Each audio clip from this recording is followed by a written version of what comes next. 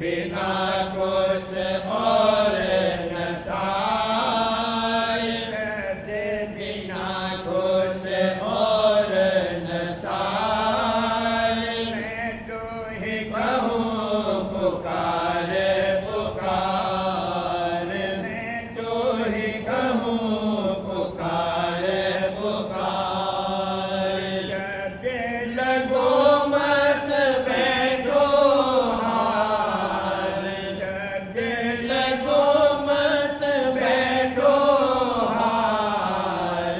शब्द नाव चढ़ पहुँचो पार, शब्द नाव चढ़ पहुँचो पार। शब्द किया जिस घट उजियार, शब्द किया जिस घट उजियार।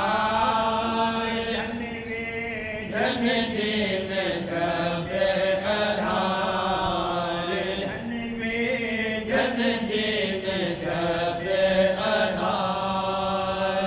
तू भी सुन चढ़ शब्द पुकार, तू भी सुन चढ़ शब्द पुकार। शब्द होय फिर गल का हार, शब्द होय फिर गल का हार। शब्द पकड़ और सब तज डाल, शब्द पकड़ और सब तज डाल। बिना शब्द नहीं होते उधार, बिना शब्द नहीं होते उधार। शब्द भेद तू जाने गंवार, शब्द भेद तू जाने गंवार। क्यों भर में तू मन की लार, क्यों भर में तू मन की लार। सूरत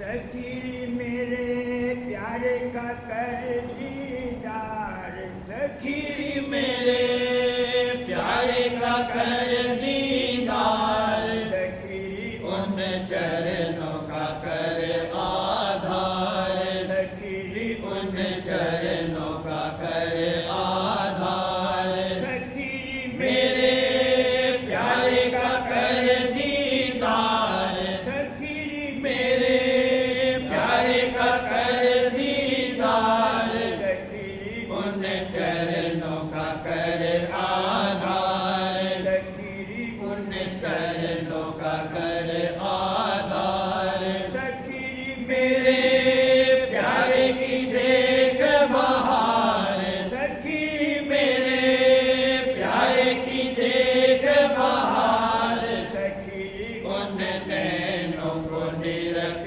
निहार, सखी उन नैनों को निरख निहार, सखी उस मुखड़े पे जाऊं बलिहार, सखी उस मुखड़े पे जाऊं बलिहार, सखी मैं तो तन मन देऊंगी वार, सखी मैं तो तन मन देऊंगी वार, सखी उन महिमा अपर अपार, सखी उन महिमा अपर अपार, सखी तोहे क्यों नहीं आवे प्यार, सखी तोहे क्यों नहीं आवे प्यार, सखी अब छोड़ो जगत लबार, सखी अब छोड़ो जगत लबार, सखी सुन बचन संभार संभार, सखी सुन बचन संभार संभार, सखी तोहे वही उतारे पार, सखी तोहे वही उतारे पार, गाओ गुण उनका बारंबार, गाओ गुण उनका बारंबार, वही है सबके सत्य करतार, वही है सबके सत्य करतार, रहो तुम दम दम शुक्र गुजार, रहो तुम दम दम शुक्र गुजार, सखी तोहे वही उतारे पार, सखी तोहे वही उतारे पार, गाओ गुण उनका बारंबार, गाओ गुण उनका बारंबार, वही है सबके सत्य करतार, वही है सबके सत्य करतार, रहो तुम दम दम शुक्र गुजार, रहो तुम दम दम शुक्र गुजार, सखी तन मन से हो जान्यार, सखी तन मन से हो जान्यार, निरख तब ही में अजब बहार, निरख तब ही में अजब बहार, खिला तेरे घट में एक गुलजार, खिला तेरे घट में एक गुलजार, बजे जहाँ बाजे अनेक प्रकार, बजे जहाँ बाजे अनेक प्रकार, मृदंग और घंटा सारंग सार, मृदंग और घंटा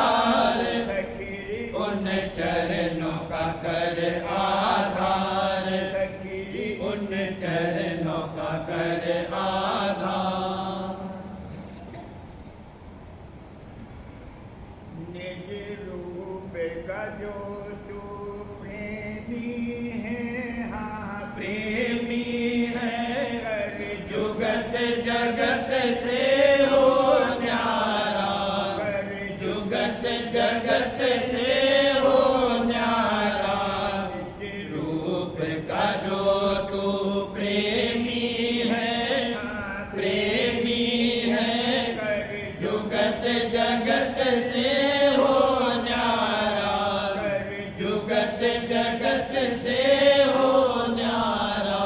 बिन मेहर गुरु नहीं काज सरे, बिन मेहर गुरु नहीं काज सरे।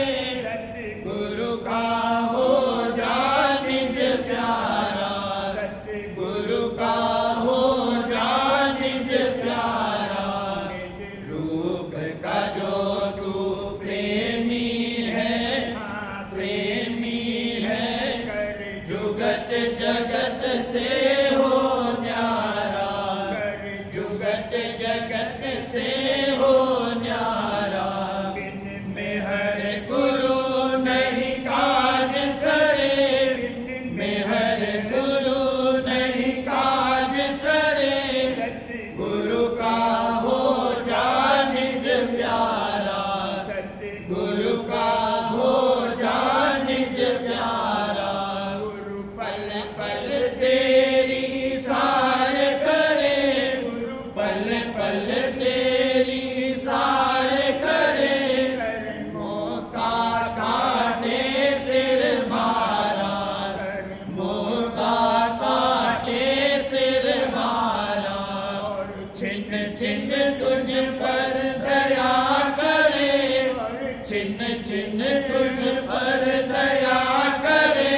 और छिन छिन तुझ पर दया करे। सूरत चढ़ावे भो पारा, सूरत चढ़ावे भो पारा। तब घट में देख बहार नहीं, तब घट में देख बहार नहीं। जहाँ पचरंगी फुलवार खिली, जहाँ पचरंगी फुलवार खिली। और जगमग जगमग जोत बली, और जगमग जगमग जोत बली। घंटा और शंख बजे न्यारा, घंटा और शंख बजे न्यारा।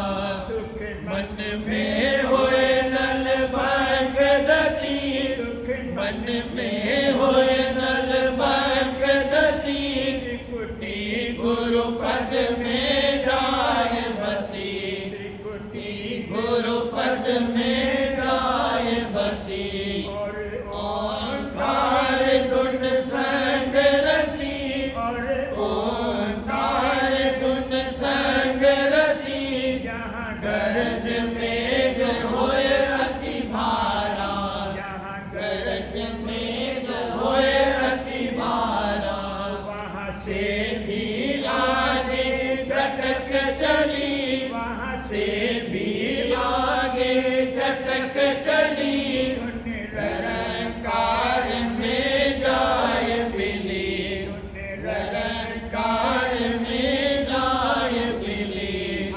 सन संग रलिया करत मिली, सन संग रलिया करत मिली।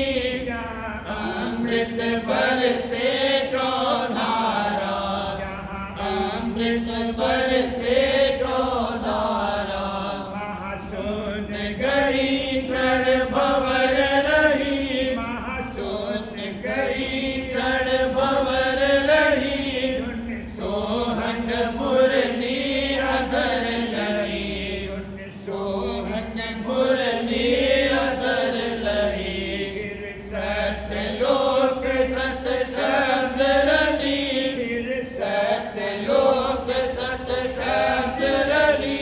यहाँ बीन बजे धुन निज सारा, यहाँ बीन बजे धुन निज सारा।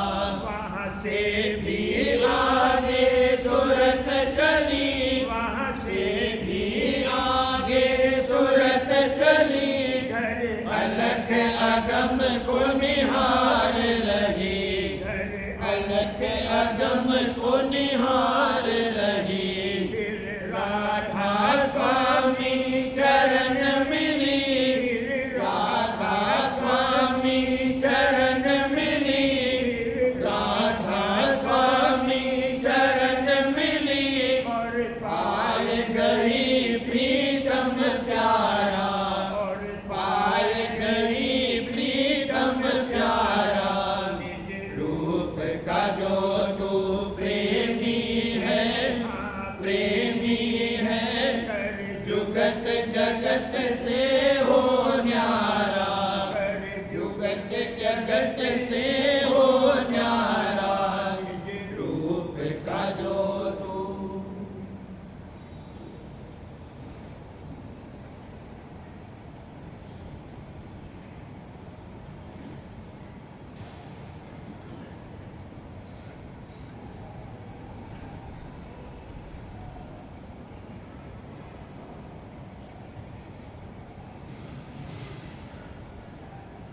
वचन दादा स्वामी बाटे भाग 2 वचन नंबर 66।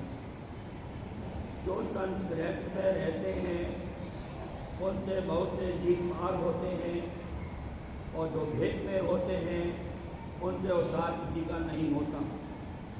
पर जो संत दयाल है वह गृहस्थ ही में रहते हैं। वचन दर्शन मालिक ने यह फरमाया है कि सात और प्रेमी जन मेरी देह हैं। जो मेरी सेवा करना चाहे तो मेरे साधुओं और प्रेमियों की सेवा करें। और लोग बावले पानी और पत्थर पूछते हैं। गुरु भक्ति और सत्संग और साथ सेवा जो मुख्य है तो कोई नहीं करता है। वचन इस वक्त के जीवों के वास्ते पहले गुरु भक्ति और सत्संग चाहिए, इसके बिना काम नहीं होगा। वचन सुनते हैं। सत्संग में आ बैठने से कर्म नहीं करते हैं।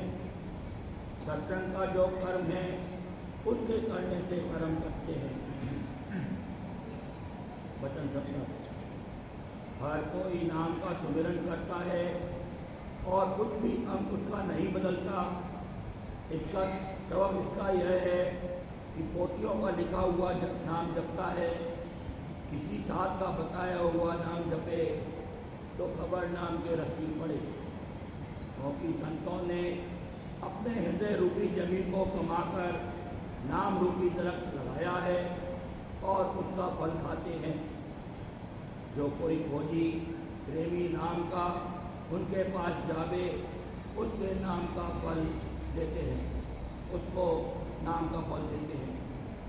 वचन करते जिनको सद्गुरु नादी मिले हैं उन्होंने अनहद शब्द सुना है और किसी को यह मार्ग हासिल नहीं है। इस वक्त में वही भागवान है जिसको इस बात की प्रतीक आ गई और इसकी कमाई में लग गया। वचन बहुत जो सत्संग करे और वचन भी सुने तो मनन भी करना चाहिए, ताकि विद्यासन यानी अभ्यास की सीढ़ी पर आ जावे। और जो मनन नहीं करेगा तो कुछ फायदा नहीं होगा, जैसा का तैसा बना रहेगा। वचन के अंदर जिसको सद्गुरु ताड़े उसकी सत्संगियों को सिफारिश करनी मुनासिब है, और जिसका भी आदर करें उसकी उनको भी खातिर करनी चाहिए।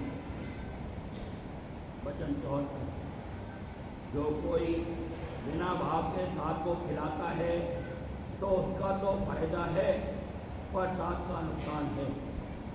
वचन जाहिर में पूजा करने के वास्ते तो संतों की अकाल मूर्त है, और गुप्त में जिसका संत ध्यान करते हैं वह भी अकाल पुरुष है। संसार जड़ को छोड़कर डालियों को पूजता है तो जड़ भी हाथ नहीं आती और डालियाँ भी सूख जाती हैं। मतलब डालियाँ बुझवाने से यह था कि एक रोज जड़ तक आ जाएगा, पर जीवन ने डालियों को ऐसा पकड़ा कि छुड़ाए नहीं छोड़ते हैं। यानी पंडितों के बहकाने से अनेक तरह की पूजा कर रहे हैं और करने लगते हैं। सबब इसका यह है कि इस चीज के संग काल का वकील यानी मन मौजूद है। जो कोई काल का मत इसको समझाता है तो मन भी मदद करता है, क्योंकि काल की हद से बाहर नहीं जाता है। और जब दयाल का मत संत उपदेश करते हैं तब काल का वकील मन इसको बहका देता है और संतों के वचन का निश्चय नहीं आने देता है।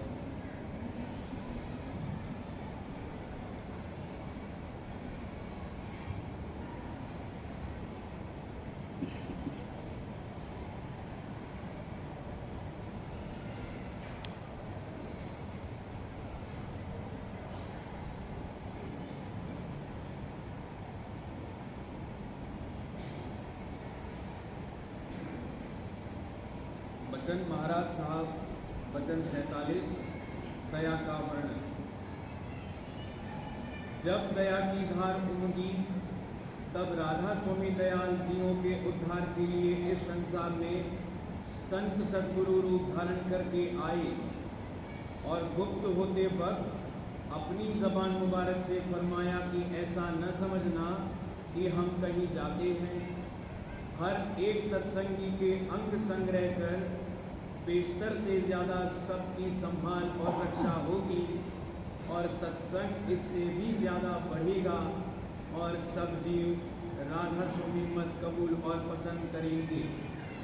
और वाकई हो भी ऐसा ही रहा है और आइंदा ऐसा ही होगा। राधा स्वामी दयाल ने दया करके जा बजा सत्संग जारी किया है और जहाँ प्रेमी जन इकट्ठे होकर राधा स्वामी मत की महिमा और चर्चा करते हैं, वहाँ निज रूप से मालिक आप मौजूद हैं और सत्संग की सेवा वगैरह सब कार्रवाई उसी की ताकत से हो रही है और जिनको मत के समझाने बुझाने की सेवा सुपुर्द की गई है, उनके जरिए से जीवों की मदद करता है। गुरु या संत सद्गुरु सिवाय राधा स्वामी दयाल के और कोई नहीं हो सकता है। हम सब आपस में भाई बहन हैं। किसी में गुरु भाव लाना नहीं चाहिए या किसी को प्रेमी समझकर ऐसा मान लेना कि हमारा काम उससे बनेगा, ये महज गलतफहमी है। इससे कुछ नहीं होगा। जब सतगुरु मौजूद थे तब हम लोगों को कदर नहीं थी, कुछ पहचान नहीं की, यानी जिस कदर करना चाहिए था उतनी नहीं की। मुनासिब था कि अपने को खाक कर डालते। जिस पृथ्वी पर सतगुरु प्रकट होते हैं वह भी पूजने योग्य है, मगर जीव का कसूर नहीं है, भूल भरम के देश में बैठा है। अलबत्ता सच्चे दिल से सतगुरु के प्रकट होने के लिए प्रार्थना करते रहना चाहिए। जब मौज होगी तब प्रकट होंगे और जब तक ऐसी कार्रवाई की मौज नहीं है तब तक धीरज के साथ अपना अभ्यास करते रहना चाहिए। मालिक कहीं गया नहीं है, घट घट में हाजिर नाजिर और मौजूद है। निज रूप से हर किसी की जिस कदर मुनासिब है तरक्की और मदद कर रहा है। इस मत में जो शामिल हुए हैं वह धन या मान बढ़ाई हासिल करने के लिए नहीं शरीक हुए हैं। उनका मतलब सिर्फ अपने जीव के कल्याण का होना चाहिए। पर सत्संग में बहुत ही कम ऐसे जीव हैं जो सच्चे होकर परमार्थ में लगे हैं और तन मन धन की परवाह नहीं करते। जो कोई मालिक की डेवड़ी पर जैसे तैसे हाजिरी देता है, यानी अंतर में पुकारता है, उस पर एक रोज जरूर दया होगी। मालिक देखता है कि उसको न धन की, न मान बढ़ाई की और न भोगों की चाह है, खास परमार्थी मतलब है। ऐसा परमार्थी चाहे डेवड़ी पर पहुँचे या न पहुँचे, उस पर दया जरूर नाजिल होगी। अगर मन में अभी विकार है तो कोई मुजायका नहीं है, सबके मन का यही हाल है। इसका मसाला ऐसा ही है। सिर्फ महात्माओं का मन पवित्र होता है। सबको चाहिए कि सत्संग और अभ्यास करने के लिए जतन करते रहें। एक रोज जरूर दया आवेगी और दया मेहर करनी करा के विशेष दया का अधिकारी बनावेगी। संत दया बिन कोई न पावे, बिना संत कुछ हाथ न आवे। करनी भी सब संत बताई, बिना मेहर पचना है भाई। ताते मुख्य मेहर अब रही, शरण पड़ो राधा स्वामी कही। मालिक सबके घट का हाल जानता है। जिस रोज की दया आई उसी रोज प्रेम प्रकट होगा। सूरत मन सिमटने लगेंगे और दिन दिन तरक्की होती जाएगी। गरज कि जो कोई संत मत में शामिल हुआ है और जैसा तैसा रोज़ाना सत्संग और अभ्यास करता है और सिवाय अपने जीव के कल्याण के और कोई मतलब नहीं रखता है, उस पर दया ज़रूर होगी और उसका एक रोज़ ज़रूर काम बनेगा। दया गुरु क्या करूं वर्णन, आहा हा हा ओ हो। राधा स्वामी दयाल दया करके वक्तन फवक्तन साध संत भेजते रहते हैं, मगर जीव ऐसी गफलत में पड़े हैं कि जिसका कोई हिसाब नहीं है। जैसे पागल अपने को राजा मानता है और बहुत तेरा संभाव नहीं समझता है, अगर इसकी सब पूंजी छीनकर कोठे में इसको बंद कर दो तो भी अपने को राजा ही समझेगा। वैसे ही दुनिया के लोग भी पागल हैं, संसार की चाह हमेशा उठाया करते हैं और साधु महात्मा की कदर नहीं करते हैं।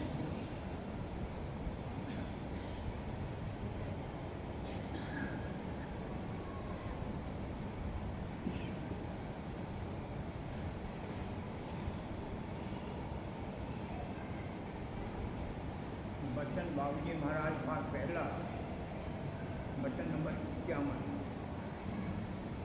इलाहाबाद 4 जनवरी 1932। परमार्थियों की किस्म ही निराली है। उनके नुक्ते निगाह में बमुकाबले संसारियों के बड़ा फर्क रहता है। उनका स्वभाव बड़ा सरल होता है और जो बात उनसे कही जावे उस पर यकीन कर लेते हैं, लेकिन वो दुनिया के कारोबार पर कतई भरोसा नहीं रखते। वे रिश्तेदारों और रिहाइयों के एहसान में इस तरह नहीं बन जाते कि उन पर कोई हक जमा सके। परमार्थियों की किस्म ही निराली है। उनकी चाल ढाल में कोई ना कोई बात अनोखी रहती है। वो साधारण तौर पर वो दुनियादारों में ही रहते बसते हैं, लेकिन उनके व्यवहार में कुछ न कुछ निराली बात जरूर रहती है। निराली इन मानियों में कि संसारी जीव किसी काम को किसी घाट से देखता है और भक्तजन उसी को और घाट से। उसकी वृत्ति अंतर्मुख रहती है। वो अपनी जाति गरज और फायदे को हर बात पर फाइट जैसा कि संसारी रखता है नहीं रखता। संसारी पंचदूत और अपनी ख्वाहिशात व जाहिरी इंद्रियों के लिहाज से हर बात का फैसला करता है और जो जहाँ प्रबल होती है उसी की छाया उसकी हर बात में छाई रहती है। भक्तजन के नुक्ते निगाह में बमुकाबले संसारी के बड़ा फर्क रहता है। परमार्थी का स्वभाव बड़ा सरल होता है। उससे जो बात कही जावे उसको सही समझता है और जल्द उस पर यकीन कर लेता है। संत महात्मा भी मामूली तौर पर आम जीवों की ही तरह बचते हैं। हुजूर महाराज सबकी बात पर यकीन कर लेते थे। किसी ने कहा हुजूर ऐसा है, फरमाया ठीक है। किसी ने कहा कि हुजूर ये वैसा है, फरमाया ठीक है। संत महात्मा खटमुखी आईना है, जिसका जैसा स्वरूप है वैसा ही नजर आता है। अगर कोई जाहिरदारी से बरतता है तो वह उसके साथ ऐसा बर्ताव रखते हैं कि जिसको देखकर ये ख्याल होता है कि इसके सिवाय और कोई भक्त आया ही नहीं। भक्त की नज़र में तमाम दुनिया और उसका कुल कारोबार कुछ हैसियत नहीं रखता और न वह उस पर कतई भरोसा और एतबार करता है। ये दोनों बातें बज़ाहिर जिद्दन मालूम होती हैं कि सबकी बात पर भरोसा भी करे और किसी का एतबार भी न रखे, लेकिन है ऐसा ही। वो जानता है कि यहाँ की कोई चीज़ कायम रहने वाली नहीं है और जिस घाट से आमतौर पर जीव कार्रवाई करते हैं वह घाट ही बदल जाएगा। दुनियादार भी भक्तजन को मामूली व्यवहार में बड़ी कदर और एतबार की नज़र से देखते हैं। वो जानते हैं कि ये झूठ नहीं बोलेगा अपने वचन का पालन करेगा। शुरू दिनों में जिस दुकानदार को मालूम हो जाता था कि ये सत्संगी है तो वह उसको बड़े इत्मीनान से उधार दे देता था। मौजूदा तफरका होते हुए भी वह बात अभी बाकी है। बनिस्बत संसारी आदमियों के उनका एतबार अब भी कहीं ज़्यादा किया जाता है। हालांकि सत्संग बेड़ा है और उसमें कोई ना कोई दुनियादारों से बढ़कर चालबाज निकल आते हैं। लोग ये तो खूब समझते हैं कि ये अपने फायदे के लिए हमको धोखा नहीं देगा और न सतावेगा, मगर इसके साथ ही वो ये भी समझते हैं कि हमारे बस का नहीं है, हमारा काबू इस पर नहीं चल सकता, हमारी किसी नामनासिब बात पर ये हमारा साथ नहीं देगा, या जहाँ परमात्मा का हज होता है ये हमसे छिटक कर सब भटक कर तो अलग हो रहेगा। बल्कि बाप बेटा खामिल बीवी तक इस बात को जान जाते हैं कि वो चाहे जितने अच्छे वालिदैन हों, चाहे जितने अच्छे मियाँ बीवी हों, जब आँच ठनेगी तो मुकद्दम परमात्मा ही रहेगा, मुख्यता उसी की रहेगी। उनका और सब संसारियों का ये जान लेना अच्छा है और उनको जता भी देना चाहिए कि हम तुम्हारे काबू और इख्तियार से बाहर हैं। वो ज़ाहिरी बर्ताव में जहाँ तक मुमकिन होगा तुम्हारे हुकूक को नज़रअंदाज नहीं करेंगे। फर्ज किया किसी का लड़का है तो चूँकि उसको किसी बात का मोह नहीं है या मोह गीला हो गया है, वह उसको खर्च हज खूब कुशादा दिली से देगा, बीजाबाजी नहीं करेगा, कहेगा कि लो बेटा तुम्हारे लिए जो है। लेकिन वो रिश्तेमंदों और व्यवहारियों के एहसान में इस तरह नहीं रहेगा कि वह उस पर दावा कर सके। उसकी खुद पकड़ उनमें नहीं रहेगी, वह दंग रह जाएंगे कि वह किसी तरह उनकी पकड़ में नहीं आता। इधर से पकड़ना चाहा, उधर से निकल गया। एक बार हुजूर महाराज बाबू जीवनलाल वाली कोठरी में से निकलकर उस कमरे में आ रहे थे जिसमें अब लाला जी साहब का पलंग है। उस वक्त 15-20 आदमी उस कमरे में मौजूद होंगे। हुजूर महाराज ने उन सब लोगों से कहा कि बिला ख्याल इसके कि तुम हमारे ऊपर गिर पड़ोगे या हमारे चोट लग जाएगी या तुम हमसे भिड़ जाओगे, तुम हमें छुओ व पकड़ो। सब लोग एक साथ उनको छूने के लिए दौड़े। सबको ये मालूम होता था कि अब छुआ, इधर से छुए ही लेते हैं, अब से ज़रा बच गए, उधर से निकल गए, नहीं तो पकड़ ही लेते। लेकिन उस छोटे से कमरे में और इतने आदमियों ने एक साथ कोशिश करके भी उनका दामन तक न छू पाया। पकड़ना तो दरकिनार, उंगली तक न लगा सके। 2-3 मिनट बाद हुजूर महाराज धीरे से पलंग पर विराजमान हो गए। वो समर्थ पुरुष थे, उन्होंने उसको करके दिखला दिया। किसी का भक्त को न अपनाना ही इसके हक में निहायत मुफीद है। किसी दुकान पर बहुत सी चीज़ें रखी हैं, कुछ तो सामने रखी हैं। एक चीज़ बहुत कीमती, बहुत अच्छी है, एक कोने में अलहदा रखी हुई है। जो सामने रखी है उसको हर शख्स आकर देखता है, उठाता है, ठोक ठोक कर देखता भागता है। खाने की चीज़ है तो कहता है कि मैं चखकर देखूँगा और पसंद आई तो ले लूँगा, और मुंह में डालकर चटनी कर जाता है। और सूंघने की है तो सूंघ भी लेता है। लेकिन जो चीज़ अलहदा रखी हुई है और उसके लिए ये कह दिया जावे कि वो बिक गई है, तो चाहे ललचाहट की नज़र से खरीदार उसको दूर से देखे भी, लेकिन वो देखने भालने और ठोकने की जहमत से वो चीज़ बन जाती है।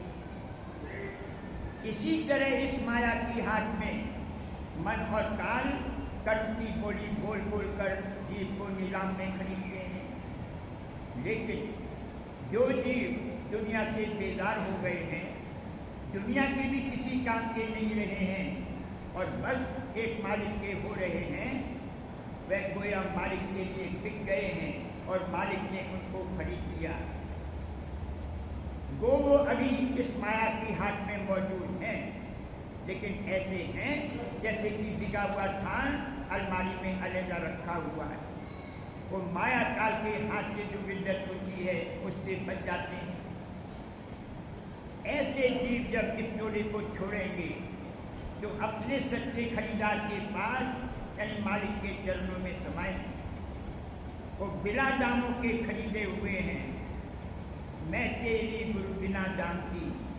उनका मोल माया लगा भी नहीं सकती है। माया के पास है ही क्या। वो मालिक के अंश हैं। मालिक से जो सबकी जान है उनकी जान परवरिशवासी है। वो मालिक की चीज़ हैं, उसकी चीज उसने अपनी ले ली। उनका मोल क्या और हो भी क्या सकता है और कौन दे सकता है। यहाँ कोई चीज़ ऐसी नहीं है जिससे उनका मोल किया जा सके, वह अनमोल है। मालिक की तरफ से एवज में दया और प्रेम की बख्शिश होती है। जब सचौटी से मालिक का हो रहेगा तो वही संसारी जीव अपना मत्था नवावेंगे और दया की अभिलाषा करेंगे। जिसको ऐसी हालत प्राप्त हो उसके अहोभाग्य हैं। वो कैसी शुभ घड़ी होगी जब हम भी ये कह सकेंगे कि हम जो मालिक के हाथ बिके हुए हैं उसके बेदाम खरीदे गुलाम हैं। जो अभी संसार और उसके सामान में लिप्त हैं और मालिक के हाथों इस तरह नहीं बिके हैं, वे मनमुख हैं और परमात्मा की दौलत से महरूम हैं। मनमुख फिरे किसी का नाही, कहो क्यों कर परमात्मा। करूं विनती तो कर जोरी, अर्ज सुनो राधा स्वामी मोरी। सत्य पुरुष तुम सत्य गुरु दाता, सब जीवन के पित और माता। दया धार अपना कर लीजिए, कर जाल से न्यारा कीजिए। सत्ययुग त्रेता द्वापर बीता, कहो न जानी शब्द की रीता।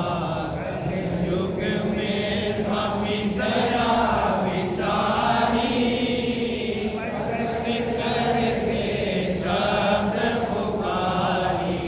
जीव काज स्वामी जग में आए, और सागर से पार लगाए। दीन छोड़ चौथा पद दीना, सतनाम सतगुरु गत कीना।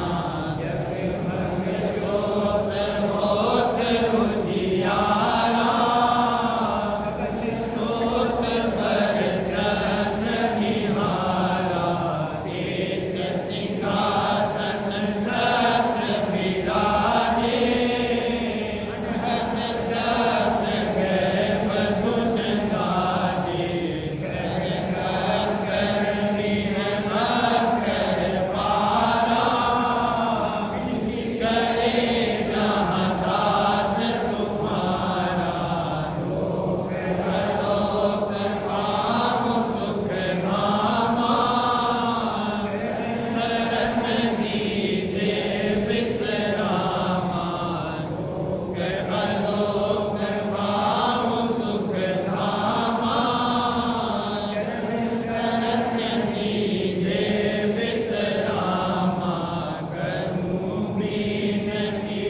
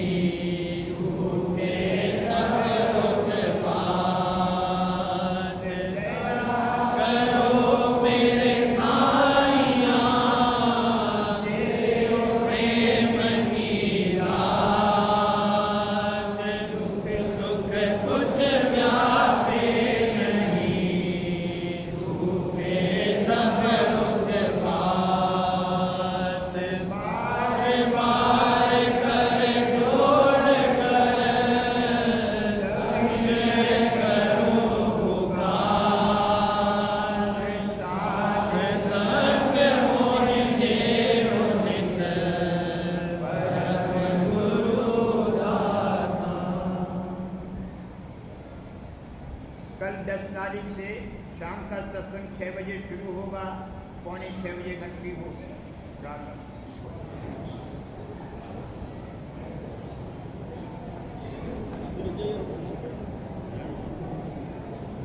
ठीक हो